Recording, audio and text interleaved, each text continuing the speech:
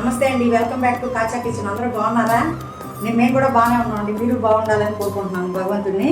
ఇప్పుడు మనం చేయబోయే రెసిపీ ఏంటంటే మామిడికాయ పెసరపప్పు పచ్చడి.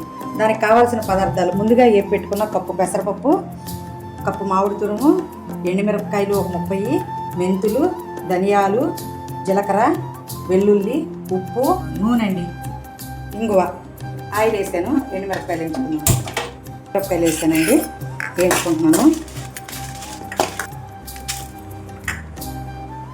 ధనియాలు, కొంచెం జీలకర్ర, వెల్లుల్లి, తగినంత ఉప్పు వేస్తున్నానండి. చూడండి, ఇంగవండి, వేయించుకున్న ఎండుమిరపకాయలు, పెసరపప్పు వేసామండి.